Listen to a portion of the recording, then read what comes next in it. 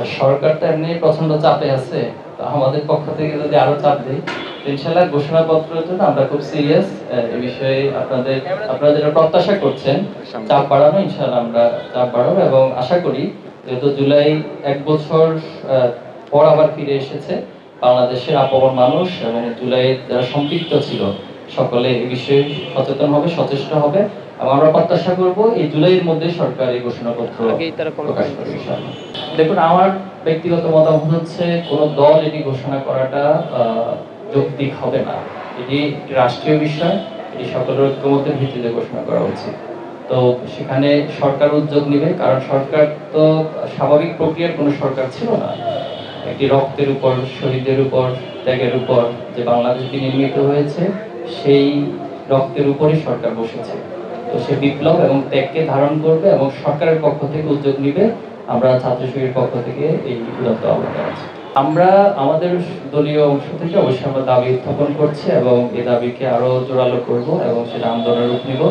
তো বাংলাদেশ সহ আরো যারা আছে আমরা সবাইকে আহ্বান জানাচ্ছি, আমরা সকলে মিলে যদি এই দাবি ভালো করে প্লেস করতে পারি, আশা করি ইনশাআল্লাহ সরকার সেটা মেনে নিতে বাধ্য হবে। বিভিন্ন ক্যাম্পাসে ককটেল বিস্ফোরণ, ভয়ভীতি প্রদর্শন সহ অস্থিতিশীল পরিস্থিতি তৈরির চেষ্টা করছে।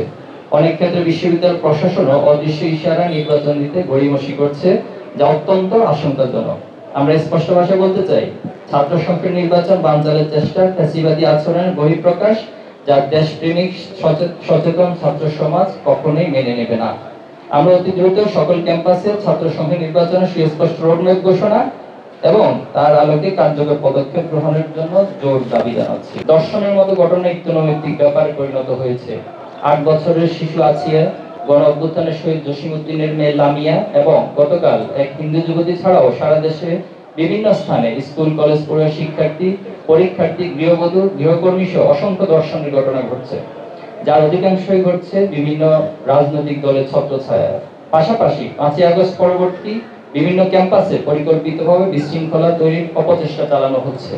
শিক্ষার্থীদের উপর হামলা, আধিপত্য বিস্তার এবং লাশের রাজনীতি ফিরিয়ে আনতে নানা রকম স্লোগান দিয়ে ক্যাম্পাসে বিশৃঙ্খল পরিস্থিতি তৈরি করছে। আমরা অবিলম্বে ক্যাম্পাসে নিরাপত্তা বিধানে কার্যকর ব্যবস্থা গ্রহণের জন্য প্রশাসনের নিকট অনুরোধ জানাচ্ছি। নতুন বাংলাদেশ নির্মাণের প্রয়োজন সততা, দক্ষতা ও দেশপ্রেম। প্রয়োজন এমন একটি প্রজন্ম যারা হবে যোগ্য নেতৃত্বের ধারক ও বাহক, যাদের প্রতিটি পদক্ষেপ প্রতিফলিত হবে মেধা ও নৈতিকতার স্বাক্ষর, থাকবে জবাবদিহিতার অনুভূতি। যারা জুলাই স্পিরিটকে বুকে ধারণ করে অসীম সাহসিকতার সাথে শত বাধা অতিক্রম করে সমৃদ্ধ বাংলাদেশ গড়ার লক্ষ্যে নবোদ্যমে এগিয়ে যাবে। আমরা এমন একটি বাংলাদেশ চাই যেখানে থাকবে মত প্রকাশের স্বাধীনতা, থাকবে রাজনৈতিক সহনশীলতা, যেখানে থাকবে না ভেদাভেদ ও বৈষম্য, শাসন ব্যবস্থা হবে জনগণের প্রতিনিধিত্বশীল।